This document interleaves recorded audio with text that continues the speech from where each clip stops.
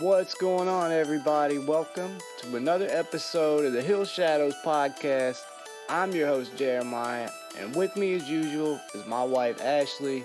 Hello. If you are a fan of the strange, unusual, unexplainable, paranormal, hit the subscribe button. That's the kind of content we cover. We go over different encounters each week that people have with things they just can't explain. So hopefully everybody's having a wonderful week. We've had some crazy weather this week.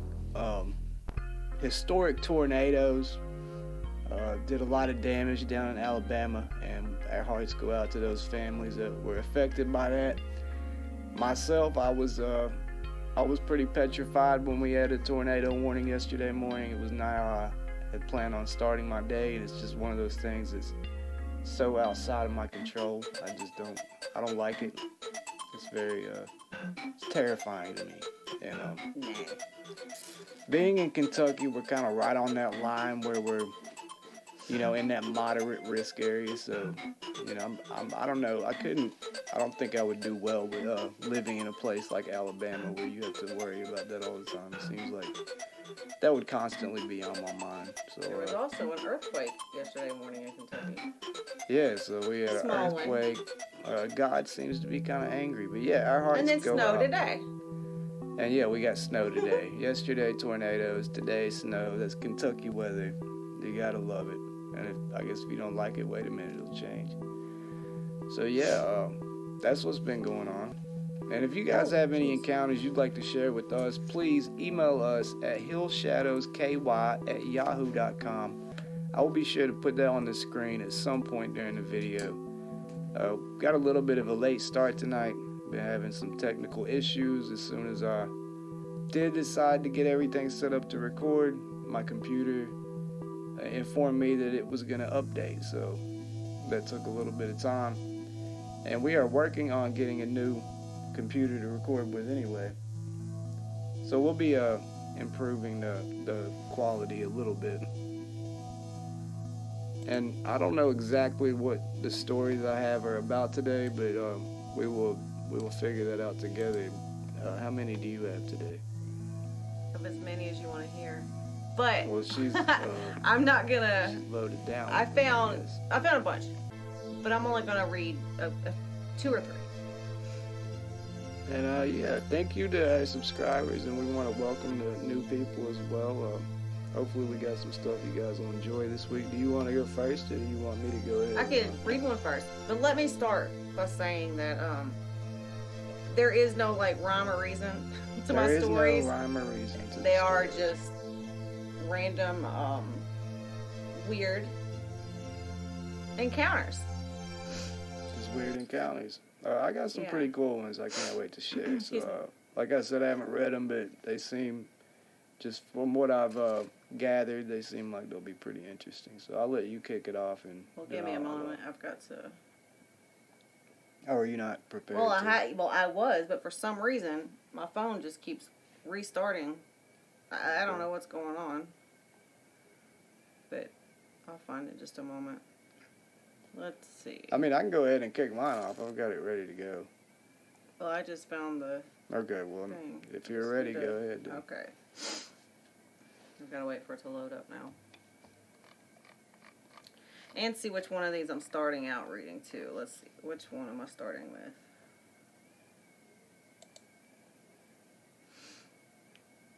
Wait, did I not write down? I mean, like I said, I could go ahead and go if you're not ready. No, I mean, I'm ready. I'm just trying to figure out which one I want to start with. I mean, if you want to go for it. I'm just waiting on you. Impatient. Okay, this one I thought was a little weird. I did not write this one down, but I can do it now. Okay, so again, these are just strange encounters that people have had. Alright, so it starts. So this happened to my son when he was 17 years old. We lived in New Mexico at the time. My son, Cody, was riding along with his friends, Drew and Alex. They were in Drew's truck, and Drew was driving. It was night, and they were heading to Drew's house. Drew lived out in the country, so the road they were on was isolated and surrounded by desert. In fact, that whole area is flat and mostly dirt. As they're driving along, they see a man standing in the middle of the road. Drew slows down, and they all expect the guy to move off to the side. But the guy doesn't move. He just stands there. Drew slows down to a stop. The guy standing just outside the light of the headlights. He's wearing jeans and some sort of long-sleeve shirt. They couldn't make out the features of the guy's face. Sorry, hold on. Of course this would pop up right now. Come on. Okay, sorry. They couldn't make out the features of the guy's face, but they could tell he was facing them. Nobody moves for a few seconds. The kids start to talk about going around him, but aren't sure if they should pass this guy or turn around and go another way. Suddenly, the guy drops down to all fours and starts running towards the truck. All the kids start screaming. Drew slams the truck into reverse and floors it. Now they're going backwards on this dirt country road, and this guy's chasing them on all fours, and he's keeping up with the truck. Drew goes faster, and finally the guy drops out of sight. Drew turns the truck around, and they all came back to our house. I was in the living room when they came running in, slammed and locked the door, and went tearing up the stairs to Cody's room. I went up to see what was going on, and this is when they told me the story. I'd never seen them so pale or frightened, and they were completely freaked out.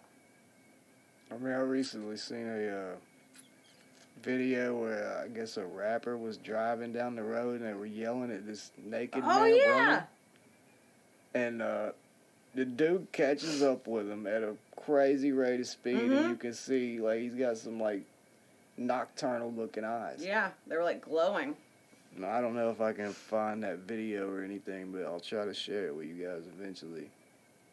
But yeah, it sounds like it could be like a skinwalker possibly. Pretty interesting encounter. Okay. Do you want me to read another one really quick? Yeah, go ahead before I Okay. get into mine. So, just a second to scroll down. As always, I'll put the links in the description to wherever we get the information from. Oh, this one's weird. Okay. One morning, I was outside with a cup of tea just before dawn. I was thumbing a bowl of tobacco in my pipe when I heard a shuffling sound toward the pine trees at the edge of my property. The back of the house faces the edge of a thick lot of short pine trees, and I see critters run in and out of there all the time. So I assumed the noise was an armadillo or something. But when I looked up, I saw what looked like an obese woman with sagging breasts, but her head was kind of like an odd lump on the shoulders. Very small and without hair or features like a typical head. I immediately knew it wasn't an animal of any sort, and I set my things down on the patio table and called out to her. There was just enough light from the floodlights on my house to see a large bare bottom turn and run away. I could very easily hear the thumping sounds of feet in the pines. A few days later, I stepped out back with a glass of wine to have a before-bed smoke. I turned the back lights on and stepped out, and I immediately saw the fat woman again. This time, I could see her much better. When the dim light hit her body, she moved like a dog would if it had suffered an injury. It was a natural lope for an animal, but not for a human. I could see her face this time, but it looked like she didn't have a nose, and her head was entirely too small for her large body. She loped into the pines again, but this time I ran towards her as fast as my legs could carry me. I have very little cartilage left in my knee, so it wasn't very fast. I heard her shuffling away into the pines just as I reached the tree line. Just before dawn, I'd almost fallen asleep when my cat began growling loudly and slapping at the small window. I turned on the lamp and got a full glimpse of the half face of a large woman. I knew it was her immediately. Her face has holes where a nose should be and swollen lips. Her eyes were dark brown all over and not like normal eyes. I got up and yelled while pointing my gun at her, and she turned and ran. Through the window, I saw her scramble away. Then I went to the patio door and turned the lights on so I could see better. The mass of her body was swinging as she ran towards the pines. I opened the door and fired 2 shots toward the top of the pines.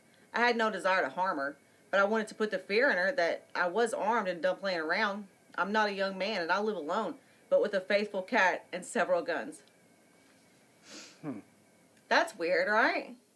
Weird story? Yeah, I've never heard about anything like No. that before, so that's a new one, which is rare these days. And hairless. And hairless. Have you guys heard anything like that before? I'd definitely like to hear some more stories about whatever this cryptid might be, because that's a strange looking critter right there.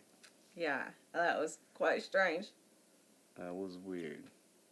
It's definitely one of the stranger ones I've heard, I believe. Anyway, I'm going to bring it back to a UFO story just to start with, and I've just got some random ones. Okay. This one is a article from the Boston Globe entitled, "Rhode Island is not ready to talk about UFOs, but Eric Smith is. It comes down to whether you're into the idea of it existing or not," said the Rhode Island college graduate behind the Strange Observer blog. So let's see what this is about. And this is in Providence, it starts out. As a boy, Eric Smith had a fervent interest in all things UFO, Bigfoot, and ghosts. He devoured books about them, but eventually lost interest. Until a few years ago, when he dove into stories about unexplained phenomena on the internet. The Providence man went back to the library and pulled the old books on flying saucers off the shelf again. He started collecting new volumes and listening to podcasts. The Rhode Island college graduate, who now runs a blog called Strange Observer in his spare time, turned his interest into a part-time volunteer career and spent 5 years working as a field investigator for the Mutual UFO Network, a U.S.-based nonprofit group that studies reported UFO sightings. He looked into hundreds of cases in Rhode Island.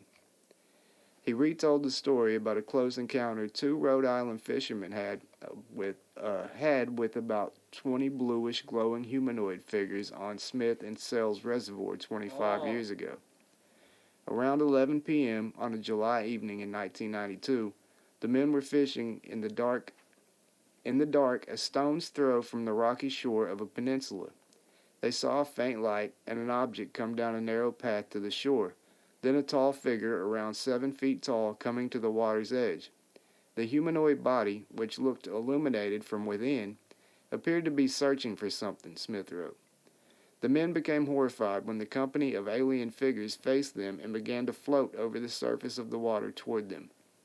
The fishermen fumbled to get their boat started before racing away and frantically pulling the vessel from the water and driving away to the howling sound of dogs around the lake. The friends made a pact not to speak about the incident, but years later, the event was reported to the Mutual UFO Network. Smith said he attempted to interview neighbors about the incident, but they refused to discuss the incident. They did not tell him why. The fisherman's story is among hundreds of unexplained phenomena that have occurred in the ocean state, including murmurings and a black wing-shaped object at the shore on Block Island, an object that looked like a floating tuna can looming over the woods near the Pine Swamp Reservoir at the southern end of Brandy Brook Road in Scituate, and a floating cigar-shaped object and a mysterious girl near Johnston in 1974. Smith, who now volunteers for the National UFO Reporting Center, talked to the Globe after a list produced by the gambling site Great Lakes Stakes named Rhode Island one of the least likely places to find UFOs and paranormal activity. The study used National UFO Reporting Center and Ghost of America data to reveal the odds of seeing supernatural activity. Smith said the study has no scientific value but shows immensely underreported numbers of unusual events in Rhode Island. He began working with the Mutual UFO Network in 2015 after his interest in UFOs was rekindled. For 4 years, he conducted phone interviews, home visits, and went to the sites of reported unexplained phenomena. Smith said his full-time job is at a day program for adults with disabilities.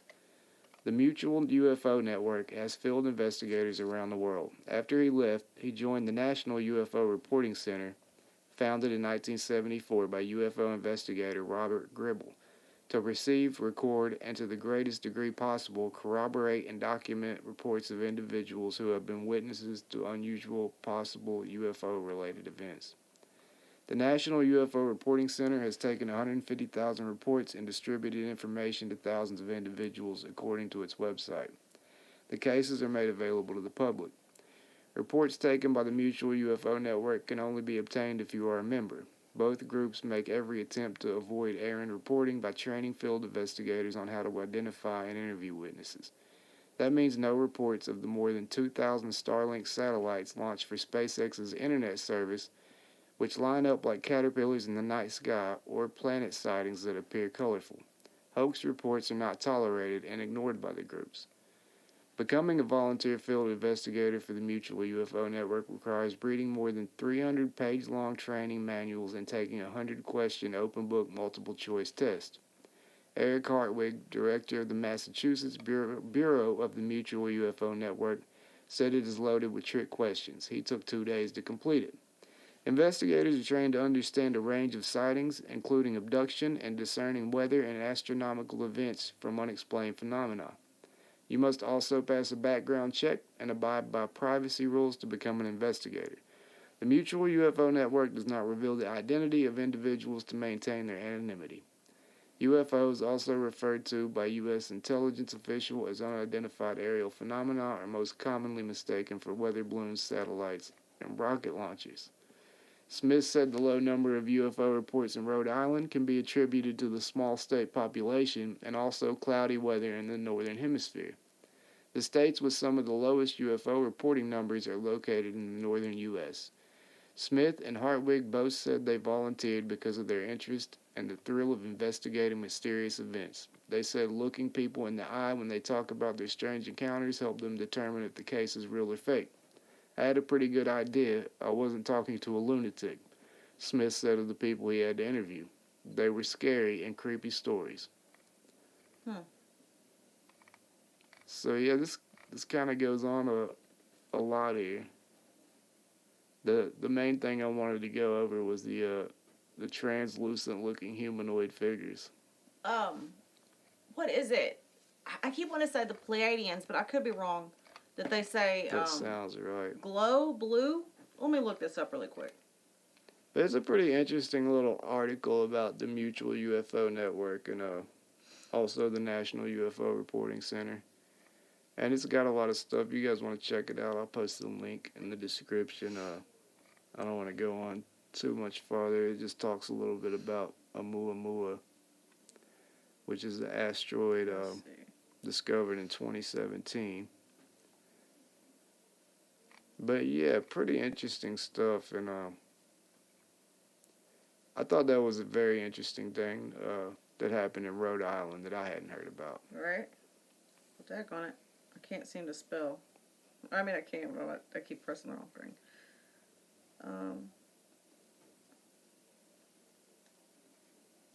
I have to find this out.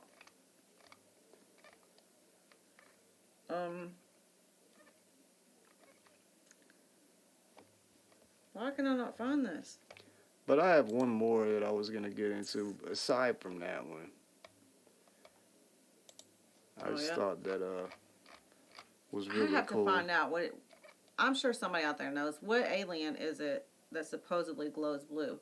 I swear I keep wanting to say Pleiadians. That sighting happened in 1992, and they had a illuminated body, a humanoid body about 7 feet tall, that was illuminated from within, and these things were floating over the water at sailed on Smith and Sales Reservoir 25 years ago, 92. So it was in Rhode Island. So you don't hear a lot coming out of Rhode Island, which, according to that article, is not a whole lot gets reported there. So what is this that I just found? Is this from a game or something? What is this? But do you want me to go ahead and hold on a minute. What are the dredge? Oh, I don't know. It's got to be from a game, right? It sounds like it could be, yes. Yeah, I've definitely never heard of that. Like, not I mean, it's possibly in the game, maybe. I don't know. I'm not familiar. Well, it's with under alien species. It's quite interesting. Yeah, it's got to be like a PC game or something. Which explains why I wouldn't know. But I've never had a gaming PC, which not because I don't know. I one, can't find the attributes of what alien. Do you guys know what a dredge is? If you do, let us know. I think it's from a PC game. I'm pretty sure. So, do you want to go next? Do you want me to get into my last one? It's up to you. I've got something about strange mountain encounters. I think it's somebody that's documenting like several different events. I'm not really sure. I got this on Reddit. And like I said, found some interesting things on Reddit. This was posted by a user named Present Day Explorer. This was posted 7 years ago. And it's titled Strange Mountain Encounters. Hello, let me first introduce myself. My name is Mateo. My passions are exploring the wilderness. Well, that's it. Okay, I thought it was going to be a list. Raised in South America half my life and the other in Colorado. I am a Marine Corps veteran of Iraq and Afghanistan where I worked in infantry and intelligence. My main pursuits are off-grid living and exploring national forests, which naturally places me frequently in the mountains and forests of Colorado, specifically Pike National Forest. I've started a project high up in Pike National Forest for a long stint excursion campsite far from civilization. Recently, a friend and I had a scary experience in an adding list of strange events in the mountains of Colorado. This has led me to investigate further and stumble upon works like Missing 411 and SAR incidents that have been very insightful. I figure if I am to learn more, I should share my own experiences that I believe to be correlated with one another. Also, that being said, my time in the mountains has jumped significantly, and the recent event the other day has made me realize that if indeed all these stories are true, and my own experiences happen to be interpreted correctly, that I should also have somewhere to compile the experiences that have already come to pass. The more time I spend out in the middle of nowhere, the higher the chances are of such an unfortunate demise occurring, no matter how slim. I am an optimist and have survived many obstacles, so in no way am I having expectations of not coming back, though just in case, here's what I have experienced so far that I hope will have some beneficial effect in some way to others. I will go on in chronological order. There are about 5 events of instances that I could not explain and that have frightened me. I have written most of them down, either for my safekeeping or emailing a friend the experiences, so I will for the most part copy and paste them in bulletins here. I will try and give you as much information as possible. Please let me know your own experiences and theories. I'm very familiar with the outdoors, animals, tactics, and strategies that when these stories took place, I focus most behavior on the light it sheds on the incident. So next we got an incident. This one's dated fall of 2004. Time around 7:30 p.m. to 8 p.m. Grid believed to be near 39 degrees, and there's coordinates. I'm not going to get into all that. He said 6,300 elevation. I used to work at a tourist attraction called Seven Falls during the summers and winters as general maintenance. It's located in a large box canyon on the steps of the Front Range in the foothills of Pikes Peak. One day during the fall, around 7:30, we started getting reports from customers coming into the canyon about dead deer on the side of the road near the entrance. So my manager and I went down to the entrance to investigate. Upon reaching the entrance of Seven Falls, we saw the first deer to the northeast side of the road in a mini reservoir about 4 foot wide and 7 foot long that looked almost completely intact. No bullet wounds or evidence of animal attacks were found. It did, however, have an opening in its belly, and its guts had been partially taken out. Upon further search, we found another dead deer in the same manner along the side of the road to the northeast, about 10 meters from the last, and another deer about 6 meters on the other side of the road to the southwest, all in the same fashion. We both commented on how odd it was and assumed it was the work of devil worshippers. The deer were juveniles, and the way their necks were positioned made me wonder if their neck had been snapped. What I found most curious was how no one had seen them being dumped while it was still daylight. During one of our busiest times of the year, where we get hundreds of cars in a day that are constantly driving back and forth on the road where the juvenile deer were found. And then the next incident is dated winter of 2005, and this one was around 11 to 12 p.m. and believed to be north of Woodland Park, and elevation is 7904. Okay. Occurring in the winter of 2005, my friends and I went night hiking near Woodland Park. We drove from Colorado Springs and past Woodland Park, heading northward till we got to a rest stop on the west side. I think the west side of the road that had trails going into the woods, and we assumed it was National Forest. So we got our gear, mainly food, water, and a spotlight, and started heading west for about 300 meters and 1 foot of snow until the terrain started to angle upwards at about a 45-degree angle. The snow became about 1.5 feet deep, almost to our knees, halfway up the hill, about 900 feet or so. I abandoned my friends and started heading up faster because they were talking and taking more time. I was almost 45 foot from the top when all of a sudden I heard a terrifying human part animal scream. A screech like nothing I've ever heard before, like that of a screaming woman and an animal. I stood motionless, unable to move, with a fear I could not understand nor explain. Part of my brain found it illogical that a scream would have this effect, but yet there I was, petrified, like some survival instinct had just kicked in that made me stand perfectly still. Eventually my friends showed up. I thought it was only about 2 minutes later, but after asking them if they had heard the screams, I learned they had not. This made me wonder how much further off they actually were and how much time had actually passed. At first they thought I was joking, mainly because I don't get scared easily, and this is the first time they had seen such a reaction like I saw a ghost or something. It had finally become clear that I was not joking, and they got worried and wanted to go back, though by this time I had regained my composure and had come back to my senses. I insisted we push on in the direction of the noise. Finally, convincing my 4 other companions to continue, we made sure to use my 1 mil candle-lit power spotlight I had brought along the way up. We lit my power spotlight up, okay. We had to pass by a barbed wire fence on the left-hand side, and in order to reach the area I heard the scream originate from. It only took about 3 to 5 minutes of traveling through snow to reach that spot that was located on the top of the hill. Upon reaching the area that the sound came from, we came across a stump, and around the stump were tracks, but because the snow was so deep, there was no way of knowing what it was. About the same time the scream was heard, the dogs started barking wildly. They were probably about 2 kilometers out further west on the other side of the hill we were climbing, where we could see lights from a house. I remember talking about why they were barking and thought that maybe there was a bear nearby or something. We eventually returned back to the car and called it a night, and it was not till later that I started investigating what the strange sound I heard the others had heard it too, which I concluded could have been by a Bigfoot. And the next one, Stump was. that's what I'm thinking. The next one's dated August 14th, 2012. This one happened at 11 p.m. and was at a 6,000 foot elevation. A very strange experience just happened to me and my girlfriend at the time around 11 p.m. just 40 minutes from writing this. I work as a manager at Seven Falls, which is right at the foothills of the Rockies and near the city. Normally, like tonight when I work nights, I meet my girlfriend at the picnic sites right outside the canyon where there are a lot of flat open spaces, a creek, and lots of deer where we hang out and talk, and sometimes other stuff.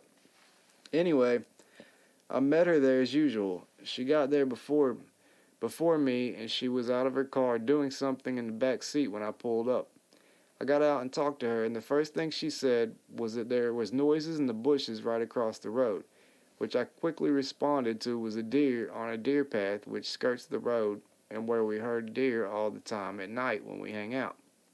Anyway, I kept hearing the breaking of sticks and rustling of leaves on the other side of the road, so I decided to quietly walk over there and see if I could see one of the deer.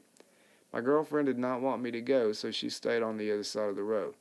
It was dark and the only light I had on me was my cell phone, so as I approached, I shined my light into the dense vegetation where the noise had came from. Suddenly, a little rock was thrown behind me. I turned back and saw my girlfriend walking back to the car and assumed she had thrown it out of spite for me leaving.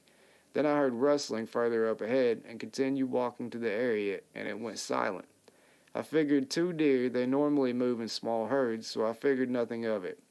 I turned and started heading back to the car when another little rock was thrown at me, this time in front of me from whatever was moving in the forest. This time it could not be my girlfriend as she was in her car awaiting and I could plainly see it.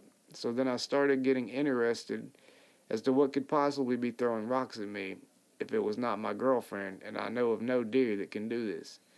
Granted, trying to stay objective and critical, I went back and confirmed she had not thrown a rock.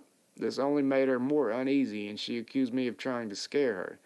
We walked for a little bit, but I kept hearing the noises coming from the trees to the point where I wanted to investigate further. My girlfriend did not believe me about the rock throwing, so I eventually convinced her to come with me, and we went up a man-made trail that's nearby, about 20 foot in, then skirted the road on the deer trail to where the sound had been coming from with cell phone lights on. We found nothing, but we heard people on a trail the other side of the road about 250 meters away walking on a trail by the creek. So we decided to try and scare them. We turned off the lights and made strange howling noises sounding very creepy. We have scared everyone out of the canyon in the past. So I did a few of those, and we forgot about the whole incident and were just enjoying a good laugh. So after that, we headed back to the car with the lights off and were at the car for a mere 20 seconds when loud crashing sounds came back again, except this time exactly where we had been in the woods making our own noises. The crashing noises started coming closer to the road and to where we were. Sticks and stones were being thrown at the large brush trees, and the large brush trees were shaking violently only meters from the tree line. My girlfriend got scared, and I got frightened as well, and quickly escorted her to her car, and then I went to mine to follow her out. We left in a hurry, and I met her at a gas station nearby where we confirmed that we both heard and saw the same thing. She said that when we first got there before I arrived, she kept hearing things being thrown on the road, and that's why she pointed out the noise when I first arrived. She thought it was strange, and after the sticks and rocks being thrown so close, she had no choice but to admit something very odd was going on. Honestly, if it had been the deer or even people, I'm confident when I went into the woods and howled loudly they would have left the area and not come back to try to get closer like that. So I'm left to conclude that it was either a Bigfoot, other being, or a person. Also, a reminder, this area is about a half mile from where the 3 juvenile dead deer were found in one of my earlier stories. The following day, I dragged that poor chick with me to check out the site in the daytime, haha. We bought a tape measurement camera and whatever else we needed for documenting. We found footprints in the heavy leaves and undergrowth on the ground. I tried to replicate them by stomping and jumping on the ground to mimic what it would take to make a mark. I even tried on the slanted downhill part of the terrain with no avail. I could not make a dent in the undergrowth, and the steps aligned with what we heard and saw the night before. There were even freshly broken tree branches at about 4.5 feet that went right in the direction of the footprints. Ironically, I was confused at first because I thought the branch was so low for a large bipedal creature and thought maybe it was bare. It was not until I touched the branch that I realized it had already been broken and was only holding on by a section of bark and looked intact until touched. Whatever was there was a very heavy creature indeed. Later that night, with my girlfriend at the time, I headed back out there with more lights, chem lights, radios, the works. Yes, she even went back with me at night to the same place where we before encountered such terror. I must inspire lots of confidence, or she must have been very loyal, lol. The brush was so thick that being a mere 10 to 15 foot into one of the trees and undergrowth made me almost invisible while using an iPhone light and even a regular headlamp. I set up chem lights at various distances and could not see them at all from the road, the closest being only 25 foot away. I even walked around and had my girlfriend try to find me with and without a light on. It was impossible to see me with the lights off and not easy at all with them on. I'll try and figure out how to attach the pictures later. I never saw what the creature was, but I don't know how else to explain the events and the evidence left. This has been the only close encounter where I have had someone else living it with me. The rest were by myself. Even if I was with others, there has never been someone right next to me like in this experience to verify that I didn't just go crazy. Let me know what you think. I've never seen such a creature with my eyes yet, because in every situation they are always in the position of power. They always use key points on the terrain and come close via my most vulnerable approach, which does not leave me very much confidence for me to investigate further in order to have a direct face-to-face. I've been so close to what I can only conclude as a bipedal being. but have yet to lay eyes upon one because I am always in such a vulnerable position when on the rare occasion I am aware that something else is lurking very near me. I mean, this goes on and on. There are a few other counties, but I could keep going, and I will continue next week. So it's Is what I essentially will just a do. journal of. It's a journal that this guy's had incidents. working at this place, Seven Falls in Colorado. And it sounds like he very well could be around a family of Sasquatch, is what it sounds like to me. He's having rocks thrown at him. All the dead deer. Twigs snapping, dead deer. Yeah. Sound like something's curious about him being there. Yep. And he's heard the sounds. He's witnessed the rock throwing. Yeah. I'm definitely intrigued to hear more. More than just himself, so his girl, right? Like, heard something too. But yeah, I will be sure to continue this next week, and I will leave the links to these down in the description. And I'm sure you've had some really good ones tonight. And they're weird. That's definitely strange, man. The one about the fat woman or whatever, that's crazy sounding. You may read another one? Yeah, go ahead. And I might read one more encounter or something, because this is pretty interesting. Let's see. Sorry, I'm trying to scroll down to this. Mm-hmm. Come on now.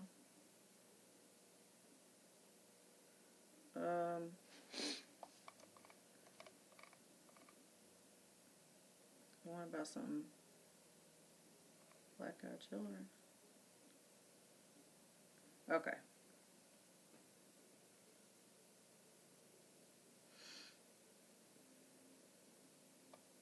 Alright, I can't really remember exactly what this one's about, but it's about an 8-foot tall creature.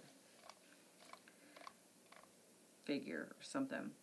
I used to not believe there was unknown stuff in the woods, but after this happened, I know there is something out there. There's something unknown out there, sorry.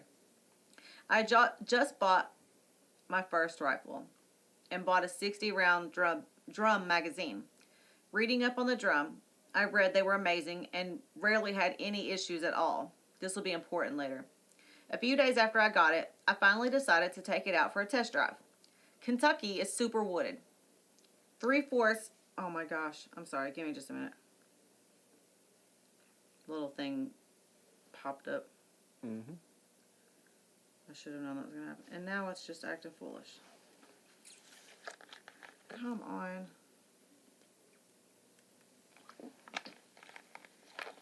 Why won't it close? Oh my word. What is happening right now? Have you got things under control? What's going on? It doesn't. Okay, yeah, I think I do now. Alright, I'm sorry. I'm going to start back at this beginning paragraph. Well, I really just started it. Kentucky is super wooded. 3/4 of the land I live on was just thick woods. There was a main path for driving our gator and a few small paths our cows had made in the woods. I decided to walk along our creek that had a small path half cleared by our cows. At the end of the path is a big field our cows graze in. As soon as I crossed the fence to go to the field, I instantly felt like I was being watched closely. I brushed it off because I've walked back there 1,000 times before and never been bothered by anything. The walk to the field along the creek is a very short walk, maybe 2 minutes at a slow pace. The further I walked, the more intense the feeling got, like I was getting closer to whatever was watching me. About halfway there, the feeling got so intense I couldn't ignore it anymore. The drum magazine I had with me was unloaded, so I stopped and started loading it. I only brought 20 rounds with me because I was just going to sight in my piece. That 20 should have been plenty. The exact moment I started putting rounds in the drum, I smelled something dead, like it had been dead for a while and rotting in the sun. I started looking around, and right behind me was what was left of a possum. It was almost like it was placed there for me to find. The only thing was it looked like it had been dead maybe a day at most, and what I was smelling seemed like it was far more decomposed. This obviously didn't sit well with me. So I double timed it on the magazine loading. I guess I should have taken the possum as a last chance to turn around. I was almost to the field when I saw it. I was at the end of the creek, and the feeling of being watched was unbearable. Just as I was near the end of the creek and at the edge of the woods, I heard a splash in the water. Walking down the creek, away from me, was something I will never forget. At least 8 foot tall, probably taller, very skinny. Imagine a grown man that weighs 120 pounds. Now stretch him out to be 8 foot tall, but his body width stays the same. Very long arms, and it walked on 2 legs. Skin stretched tightly across its body. It made no noise, aside from the splash when it stepped in the creek, while it walked. It also had a very weird walk, almost like a waddle, but taking large steps. But that could have been because it was on a muddy creek bank. It was also a light brown color, almost like the color of a deer. I pressed the bolt release to chamber around, just in case this monstrous thing decides to attack. I did not intend on striking first. The round gets stuck somehow and doesn't even budge out of the magazine. I'd never used that magazine before, so it didn't fail from heavy use. My only guess is that thing has something to do with it. The magazine never worked right again, and I had to return it. The thing books it out of there without running or making a noise. How does it book it out of there without running or making a noise? Anywho, I had just long enough exposure to it to get the details I provided about it. That's it. That's crazy. You know, I'm going to go ahead and finish these because it's not quite as long. It's only like 2 more little encounters, really. I don't want to, save those for... Oh, okay. You know. Plus, it's kind of on the same, topic. It sounds like that could be a Sasquatch, possibly, right? A tall, skinny thing? It that was about 120 pounds? Straight. You don't think it could have been covered in hair, though? He said 120? He said it was the color of a deer? 120 pounds. 8 foot tall. So this thing would have been, maybe a crawly then. Maybe. But yeah, that sounds awfully skinny to be that tall. So going back to this guy's little journal, he's got 2 more entries here. And this one would be the first, I'm assuming maybe January 1st, so it's beginning of the month, 2014. It took place at noon. Says there is this large area by Colorado Springs called the Scar that is adjacent to Glen Erie. My friends and I go up there to explore and hike all the time. It's on private property for the most part, so not many go in. The terrain is low valleys and shadow forests to the north, large rock spires like Garden of the Gods to the south. Also, there is a rock wall when you enter. The foothills start to the west, where a large hill has been halfway mined off long ago and now is a bighorn sheep sanctuary. Now my friends and I like to go there at night to play long-distance hide-and-seek. It's a lot of fun and a great workout where we get to track one another and I get to practice all the training I learned in the Marine Corps infantry. In the southern quarter in between the large Garden of the Gods looking formations are some paths that are exclusively used by navigators, an organization, and are not used very often, that eventually lead about a mile back to William J. Palmer's castle. One night we decided to meet there as usual, and I got there first and ran into the cliffs and waited for my friend Tom to arrive. I was being hunted, and he was to hunt because he came late. He called me to let me know he had arrived, and I gave him what I thought was a fairly descriptive location as to the area I was at. He was talking a while, and I found one of the navigator's trails and ran about 350 meters down it to the south, where I found a monument erected and where the path widened. I figured that would be a good location to see down the trail and have a good egress route if need be. It was very steep and rocky on both sides, and I could see well down the slope and had a huge patch of brush on the upper facing slope that I knew if he came that way he would be slow to get me and I'd be able to take off, so I waited, and still nothing from him. We howl at one another when we play, so we keep the game going, and it keeps it intense, so someone is always on your tail. I began to howl, and he was really far away, so I howled some more, and it sounded like he got closer.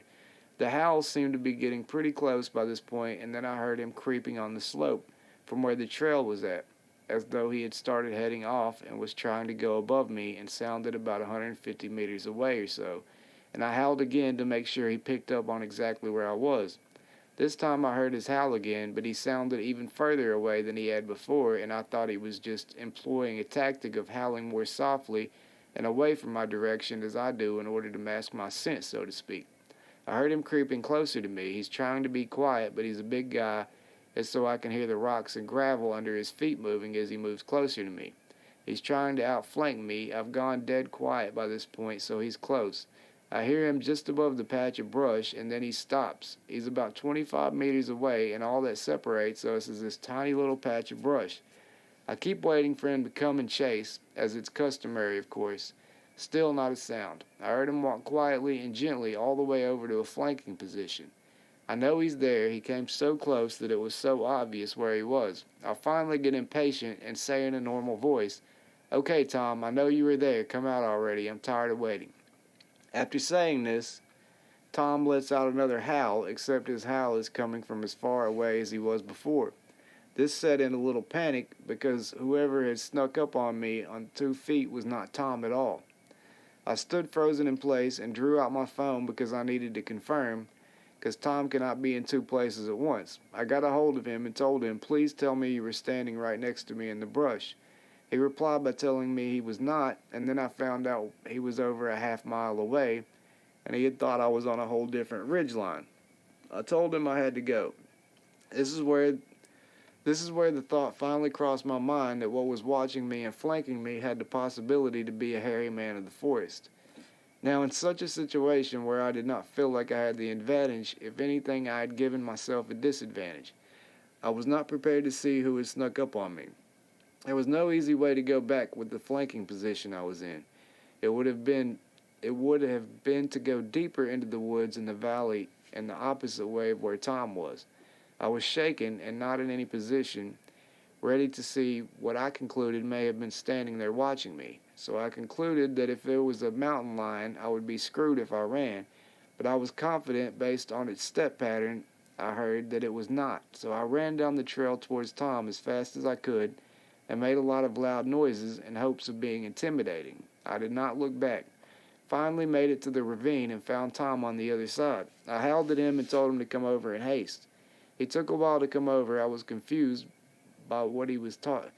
I was confused why he was taking so long. I finally took my light out and flashed him, and he headed my way up the ravine where I had told him something very strange had just happened to me. I still felt too close for comfort, and we walked and ran up to the old quarry. We walked and ran. We walked and ran up to the old quarry mill where there is no trees and is open on all sides for a good 200 meters in each direction looking over the city. I told him my story, and he then recalled that he had had some confusion because he heard howls that he was not sure were mine that kept coming closer, so he thought I was coming to him and had stayed on the other ridgeline. Then he told me when I got closer and ran to the other side of the ravine, he saw a dark shape moving below him, and he thought it was me. And again, thought I was heading towards him till I flashed my light and realized I was on the other side, and then lost track of whatever was moving below and came to me. I've been playing this game a long time at night, and I've ran into all kinds of animals, from deer to black bear. There are clearly differences between four-legged animals and bipedal noises. What I heard was a heavy-set person trying to sneak up on me on a steep, gravelly slope and make its way into a flanking position where it was still hidden from sight. It could have been a person, though I doubt one would have come hearing some of the creepy howls and noises we make. And I do not think any old person would come in a flanking posture, as whatever that was about 25 meters away. Or any old person, I guess, yeah. The extra echoes or howls we heard could have been from it bouncing around the large rock formations, which makes it hard sometimes to pinpoint where it's coming from. It could have just been our imaginations. The one thing I know for sure is that someone large tried to sneak up on me and flank me. He got within 25 meters, and if I had not thought it my friend, I would have done things much differently and placed myself in a safe position where I could have seen whoever was coming. I won't lie, because I felt vulnerable in the position I was in. I did not have the desire to investigate further, and I don't fear much. This next one's the first, I guess this would be the initial, no, it's not, it would be the most recent, I guess, right? This was October 26, 2015. It's the last one he's got here. And I have a story for you that occurred last night. I did not witness it myself, but my friend that is a skeptic in many regards did. I started building a cabin at a campsite which is situated far into a national forest. It's about a 10-mile walk just to get to civilization. Though part of the journey is on a regularly used trail, the trail is used to summit Pikes Peak in Colorado. We left late to travel back yesterday at sunset. It was the end of dusk with the bright moon shining. We had already been walking for probably an hour. I'm a faster walker, so I normally take the lead and will eventually get about 20 to 30 meters before stopping to let my friend catch up. This is the first time we had ever left so late. As I was ahead, a little bit of fog rolled in. We both commented on the large moon rising into the sky and continued walking. As usual, I continued walking faster and was making robot noises to pass the time. I had walked at least 30 meters before stopping to see where my friend was. I turned around, and he had his machete out with a daunting look on his face. I was surprised that he had it out, but assumed he felt safer with it unholstered. I asked him why, and at first he was reluctant to tell me, but eventually confessed his peculiar behavior. I had never seen him so physically spooked before, the kind where your body goes into its own fight or flight, whether you want it to or not. He told me that as the breach between us kept getting larger, he noticed something about 30 foot up on the hill off the trail. He had his light on and illuminated his beam in its direction. He describes what he best concludes as looking like a wendigo, being the size of a regular tall person, looking skinny, but still strong and having some sort of crown or horns on its head. What scared him more was that it clearly was flanking from above us and moving quick as in the manner of trying to be stealthy. He only saw it for a few seconds before it vanished behind some trees. He got the instinct impression that it was trying to cut him off as I continued walking further away in order to break the prey from the herd and isolate him, so to speak. We were probably at about 9,000 feet, around 7-ish, on a well-used trail during the day. I can vouch for his behavior, which was very defensive and one of fear, much of which was beyond his control. It took him a while to tell me because he thought he was crazy, but I immediately believed him because he was so shaken. We have come face to face with 3 bears at once in the middle of the night while being 40 miles off in an isolated part of the mountains in the past, and he had sound resolve. I took out my .40 out of my pack and strapped it on. He was thankful. We went lights illuminated the rest of the journey. He kept a quick pace all the way back, almost to the point I was working to keep up with him. He normally likes being a distance behind, but this time he made sure to stay close and kept looking back. Obviously, my first reaction was a Bigfoot, but his description does not match. He also said he got the feeling that the creature or being had malicious intent. He said it looked more shadowy, and he was not sure whether it was because it was just too dark or that's how it actually looked. Have you heard of anything that matches this description and behavior? I want to do some more research, but so far I'm a little lost, and hopefully you will have a few cryptids or legends I can look up that may shine some light on what occurred last night. Pikes Peak region is one of the hottest spots for Bigfoot sightings in Colorado, yet this is lacking in appearance. Well, there you have it, the few but detailed accounts of my own personal experiences out in the mountain woodlands. Over time, I have been forced to break my original paradigms of the world, and so it seems I must do once again. I'll be honest, I do not like being stalked, harassed, and hunted by unknown factors. This seems to be the recurring theme in my experiences, and since I will be out in mountains in full force, I want to become more familiar with my surroundings, and ultimately I am in the opinion that there are many unknowns with unknown intent yet to be discovered. The first step is to make sure my companions and I are safe, and then to learn more about whatever it is that is happening. I prefer to discover that all the events I went through and others are easily explainable, yet I fear that will not be the case, and I will have to leave the safety of what I assume the world is and what is not that I have depended on for most of my life. If anything of note should occur, I will chronicle them here in an effort to keep them organized. This may happen in days, months, even years. Till then, best regards and safe travels. What are the time lapses between these stories? So the most recent one was October 26, 2015. Okay. The one before that, it just says beginning of the month in 2014. So 2 years difference? So that one's got 1 year difference, Oh. but you start. This one's in 2012, August. Okay, so there's some time between these. Then winter of 2005. It starts in 4. 2004. The first one is in fall of 2004. Oh, okay, I see. And the most recent Alright, so this would is be over the very bottom one that I read, correct? good That's 10-year the Wendigo span. is the most recent. Or not 10. Yeah, 10 years span. So it's I could I've got another one I can share coming from Colorado, but I'll do that next week because I know that was a little bit lengthy. Yeah, it was. And if you have anything else, go ahead and. No, I don't. I think we've been on here probably about close to an hour We're at this running point. at about an hour, and I just thought of enjoyed something though. You know what today is? The 12th, the 13th. No, it's Friday the 13th. It is Friday the Yeah, 13th. it's pretty cool. Oh wow, wow it is. Happy Friday the 13th, Yeah. everybody. There's just some spooky stories for it. Spooky stories for a spooky day indeed, and hopefully you guys have had a wonderful week and getting ready to have an even better weekend. I guess by the time you listen to this, you will have already had your weekend. So hopefully you had a wonderful weekend and are having a wonderful start to your weeks. I don't have anything else for you guys tonight. Like I said before, if you have a story you want to share with us, you can email us at hillshadowsky@yahoo.com. I'll have that on the screen at some point during the video. Also, we have a lot of other videos you guys can check out that have a lot of other encounters you guys might want to check out and listen to. That's right. But until next week, I've been Jeremiah, and